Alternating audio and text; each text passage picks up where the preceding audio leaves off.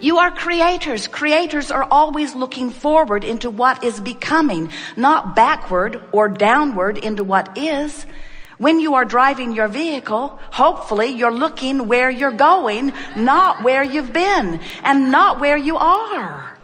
You don't have those mirrors. They would make you sick if you had them. They'll look right down at the road, right where you are. Think about that. You wouldn't want to go very fast under those conditions, would you? You're just looking right down at where you are. You want to look forward to where you're going. And we want you to understand that as you become forward-looking, and by forward-looking we mean as you become one who looks in the direction not only of that which you want, but hear this, looks in the direction of that which the larger part of you has already become. Did you hear that? Can you hear the importance of your step one part of this process? Contrast causes you to ask and source the inner being that is you, the God within you, the all that isness, collects the data of the best of life. Now we want to ask you a question. When you know what you don't want, when you see someone rude, when you see a mass murder, when you see some abhorrent experience, when you see something that you really, really, really know that you don't want, when you see people suffering, when you see people encouraging suffering, when you see those things you don't want to see, whether it's humans or animals or earth, when you see something you don't want to see, do you understand that in that moment you offer an equal and a commensurate and exactly equal, proportionate request that is exactly on the other side of what you don't want? In other words, when you're really sick, you really ask for wellness. If you're sort of sick, you sort of ask for wellness. If you're sort of confused, you sort of ask for clarity. If you're really confused, you really ask for clarity. In other words, your request is always proportionate to what you are allowing yourself to live. And for that reason, in this time of greatest diversity, which is a good thing, not a bad thing, as you are mixing it up with one another, you are asking massively. And as you don't allow yourself as individuals to go in the direction of what you're asking for, it just causes you to ask harder and stronger and more often. So that the requests that this time-space reality are sending forth into the vibrational escrow of mass consciousness is bigger and faster and more than it has ever been before. This stream is moving fast, and the answering to what you are asking for is happening in greater abundance than ever before. This pool of abundance that you have requested is at its all-time high and getting greater in every day, which means your propensity for thriving is greater than it has ever been. Your propensity for suffering is greater than it has ever been also. Because it's always equal. In other words, when who you have become is more and you don't let yourself become it, you don't feel so good.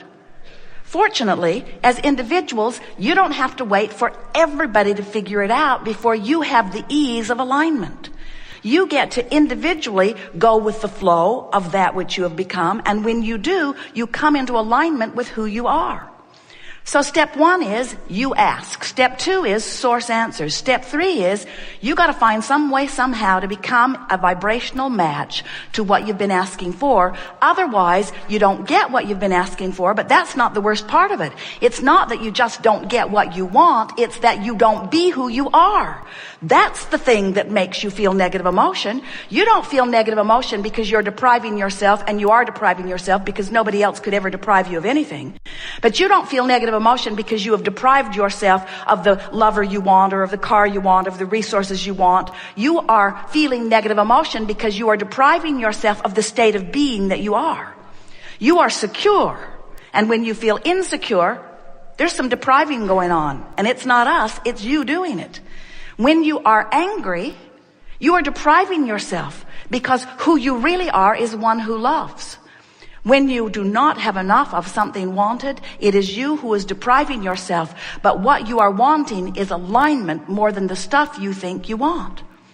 Now, we want you to want all that stuff. We want you because you're out here in the leading edge. Someone said yesterday, well, not so sure that this stuff I want is really as spiritual as I want to be. And we say, this stuff out here on the leading edge is the extension of what spirit is. There is nothing that is not spiritual about your materialism because you are the extension of source energy. But there is a physical aspect of you that is out of sync with the spirit that is you. Just as there are physical aspects of you that are in sync with the spirit that is you. So it is not materialism that is tripping you up. It is having asked for that which Source has endorsed and become, and then holding yourself in vibrational opposition to it that makes you begin to write books about the inappropriateness of wanting material things. There isn't anything that you want that is material that you want for any other reason than that you believe you would feel better in the having of it. So this is just our way, and we are thrilled at the aha moment you just had. This is just our way of reminding you that often you are looking for love in all the wrong places. In other words, you're looking for the purchase to make you feel better, or the love of another to make you feel better, or the accolades from the public to make you feel better, when all along what you want and need in order to feel better is to find vibrational alignment with the point of view that Source has about the same subject that you are focused upon. That's what you're looking for. We call this gathering the art of allowing. It's the art of allowing, consciously, deliberately allowing you here in your physical body to get up to speed with who, not just who you were before you were born, which was very much up to speed, we want to tell you, but with who you have become since you have been here, projecting improvements and expansion and evolution into that which you are. If you are little and someone's rude to you, you ask for a nicer world, and you create you in a nicer world. But if you keep noticing rude people, then you keep holding yourself in resistance to the nicer world that you carved out when you were very young. If someone really mistreated you when you were little, and you've been beating that drum ever since, when people introduce themselves to you, you say, "Hi, I'm so-and-so. I was abused when I was 12. So even though it happened a long time ago and caused you to launch rockets of desire and become a much more well-treated person, if you keep beating the drum of that abuse day after day, year after year, decade after decade, what happens is you for years hold yourself as a vibrational resistant component to this vortex of creation that you've been creating. Every time you don't have enough money, you ask for more. You have created a veritable fortune in your vortex of creation. And the reason that we're calling it a vortex is because the law of attraction is responding to the central theme of it. And what's the central theme in your vortex? The expanded version of you, the healthier you, the more prosperous you, the more loving you, the worthy feeling you. In other words, life has caused you to become this. But often, you're so enamored with your physicality. Abraham, I can see and I can smell, I can taste, I can feel, I can touch. I'm tactile. Look around me. Here is my world. And we say, you're only looking at a small part of your world. You're looking at the so far manifested world. You're looking at the world you have allowed to become based upon the vibration that you chronically hold to, based upon your beliefs. But your physical manifested world could match this vortex of creation that you've been adding to all day, every day. You could be standing in this physical body and you could be a worthy feeling being. You could feel secure. You could be flexible. You could be mobile. You could be incredibly prosperous. You can be the creator of your own reality. You just have to understand the two vibrational realities that are going on, and you've got to make them match. So this vortex of creation, we're really enjoying this analogy because it helps us to help you to understand that you've become more than you're often letting yourself be. And in order to be all that you are, you got to get in the vortex. But in order to get in that vortex, you've got to be a vibrational match to that vortex, because law of attraction is assembling all cooperative components. So you've put plenty of requests for abundance there, and vitality and clarity and well-being. And law of attraction is gathering all of the cooperative components to that. But if you're over here beating the drum of, I don't have enough right now, and I'm worried about where I'm going to get it, and it has not been good for me for a long time, and the people around me are having a hard time too, then without even meaning to, you're holding yourself by virtue of your observation of what is or what has already manifested for you. You're holding yourself in observation of your physical world in vibrational resistance or opposition to your non-physical vortex of creation. Esther loves it when she comes back to a city like this or back to her hometown and sees that landmarks are still there. In other words, it's nice to feel the stability of your physical reality. But you get so caught up in the stability of your physical reality that you don't let yourself expand proportionate or in the timing of your true expansion. When you ask for something, it's given now. Why don't you go where it's given? And then when we ask the question, are you enjoying the contrast of your time and place? Are you enjoying your new desires? You would say, yes, I am. I'm enjoying my new desires because I get one and I receive it. And then I get another idea and I receive it. And I get another idea and I receive it. Life's good out here on this leading edge of creation. So if there are things that you have been wanting that are not showing up, are taking way too long, or not seeming to show up at all, it's for only one reason. You've got a habit of thought. That's what beliefs are. A chronic thought that you keep thinking, usually based upon something you're observing. In other words, where is it? Where is it? I don't see it. Where is it? I don't see it. Where is it? I don't see it. It's not here. Where is it? I don't see it. I don't see it.